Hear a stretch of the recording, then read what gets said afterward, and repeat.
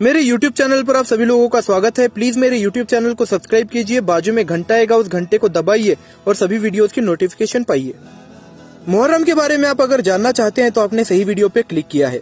इस video series के पिछले वीडियो के अंदर हमने बात किया था मुहर्रम के बारे में, मुहर्रम के इतिहास के बारे में, और आपने अगर उस वीडियो को अभी तक नहीं देखा होगा तो उस वीडियो की जो लिंक है मैं आई बटन के अंदर दे दूंगा, प्लीज उस वीडियो को जाके देखिए।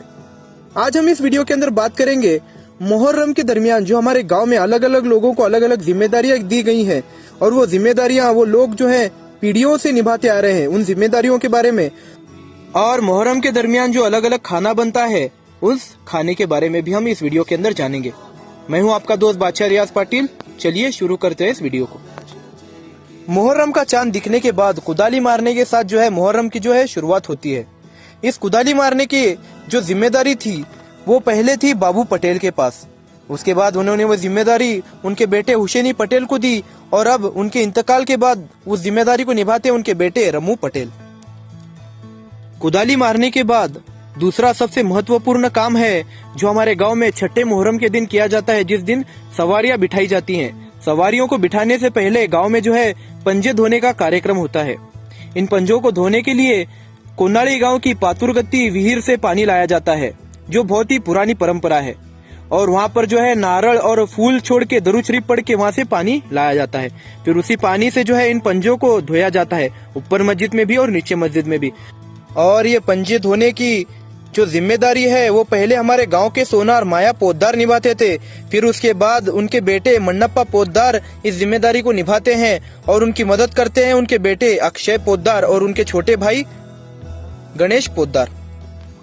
छठे मुहर्रम के दिन पंजों को धोने के बाद जो है इन सवारियों को अपनी अपनी जगहों पर बिठाया जाता है। हमारे गांव में दो जगहों पर सवारियों को बिठाया जाता है, ऊपर मस्जिद में और नीचे मस्जिद में। ऊपर मस्जिद में इन सवारियों को बिठाने की जो जिम्मेदारी है वो पहले मुल्ला गुरजी इनके परिवार की तरफ थी। फिर उसके बाद उन्होंने ये जिम्मेदारी नबी मोहम्मद साहब मुल्ला इनके हाथ में दी। फिर उसके बाद उन्होंने वो जिम्मेदारी अपने बेटे कासिम साहब नबी साहब मुल्ला को दी। फिर उसके बाद अब उनकी वो जिम्मेदारी निभाते हैं उनके बेटे नसरुद्दीन हसन साहब मुल्ला। नीचे मस्जिद में सवारियों को बिठाने की जो जिम्मेदारी थी वो पहले मकानदार फैमिली निभाती थी, लेकिन उनके घर में एक ट्रेजेडी होने की वजह से उन्होंने वो जिम्मेदारी जो है वो जमादार फैमिली के हाथ में दे दी। उस वक्त वो जिम्मेदारी को निभाते थे दावल जी जमादार। फिर उसके बाद वो जिम्मेदारी को उन्होंने सौंप दिया अपने बेटे कासिम साहब दावल जी जमादार। फिर अब उस जिम्मेदारी को निभाते हैं उनके पोते अल्लाउद्दीन कासिम साहब जमादार। जैसे कि अभी हमने बात किया सवारियां बिठाने वालों के बारे में, अब हम बात करेंगे उन सवारियों के बारे में और उसके साथ साथ वो सवारियां किस किस इंसान के शरीर में आती हैं। ऊपर मस्जिद में सवारी है हुसैन बादशाह, नालसा वली और डोली, जिसे हम ताबूत भी कहते हैं। हुसैन बादशाह ये सवारी जो है खानू मोहम्मद साहब मुल्ला इनके शरीर में आती थी, लेकिन अब वो सवारी जो है अभी तक उनके इंतकाल के बाद अभी तक किसी के भी शरीर में नहीं आई। और दूसरी सवारी है नालसा वली और उस सवारी को उठाते हैं सिकंदर सैयद।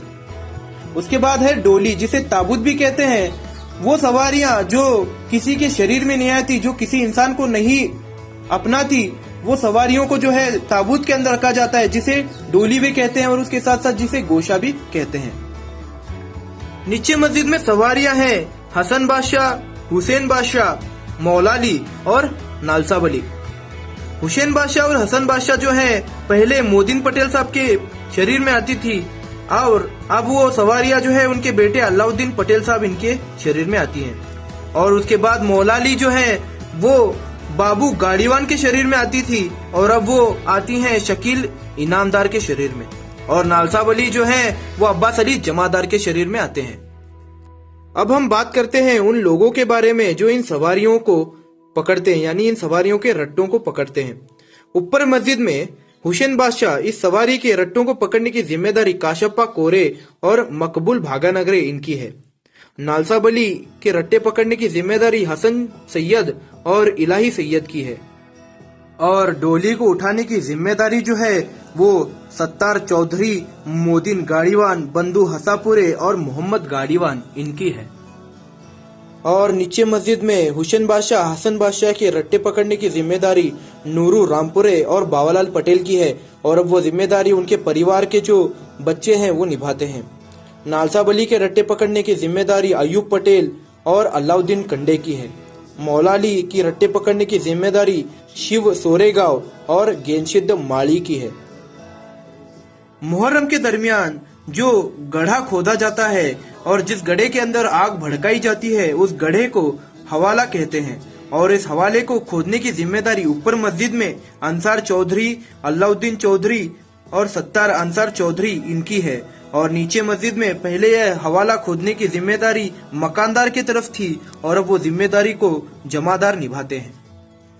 अब हम बात करते हैं उन लोगों के बारे में जिनके बिना ये मुहर्रम जो है अधूरा है। मुहर्रम के इस पूरे उत्सव के दरमियान पहले जो बाजा बजंत्री का जो खर्च था वो हमारे पाटिल डायनेस्टी की तरफ था, लेकिन अभी जो है उस जिम्मेदारी को हमारे गांव के जवान बच्चे निभाते हैं। हमारे गांव में बहुत से अलग अलग हलगी वादक हैं, बहुत से अलग अलग टाल वादक हैं जो मुहर्रम के दरमियान हलगी और टाल को बजा के लोगों को जो है उत्साहित करते हैं और इस मुहर्रम की जो है शान बढ़ाते हैं। तो उन टाल वादक और हलगी वादक के जो वीडियोस हैं वो आप आगे देख सकते हैं।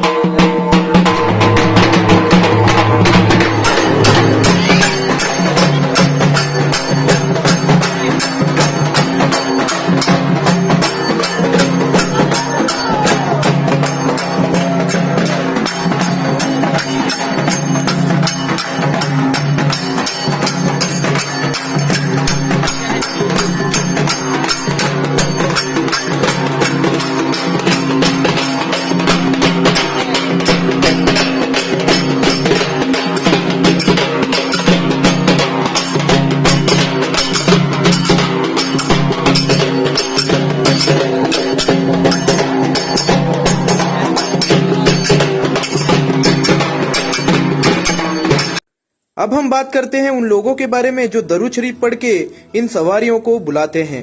पहले ये जिम्मेदारी थी मेरे परदादाजी बादशाह अलाउद्दीन पाटिल इनकी और उनके इंतकाल के बाद अब वो जिम्मेदारी को निभाते हैं मेरे छोटे दादाजी बंदे नवाज पाटिल। मुहर्रम के दरमियान और एक महत्वपूर्ण काम है उदान पकड़ने का। ऊपर मस्जिद में उदान पकड़ने की जिम्मेदारी नसरुद्दीन मुल्ला और बादशाह मुल्ला इनकी है। नीचे मस्जिद में उदान पकड़ने की जिम्मेदारी करीम गाड़ीवान और अलाउद्दीन जमादार इनकी थी और अब वो जिम्मेदारी को उनके जो बच्चे हैं वो निभाते हैं। मुहर्रम के वक्त और एक महत्वपूर्ण काम है मशाल पकड़ने का। मशाल पकड़ के वो लोग जो हैं सवारियों को रास्ता दिखाते हैं। मशाल पकड़ने की जिम्मेदारी शिवानंद कोरे, महादेव दिलपाके और शंकर कोरे इनकी है और आगे वो जिम्मेदारी को उनके बच्चे जो है निभा रहे हैं।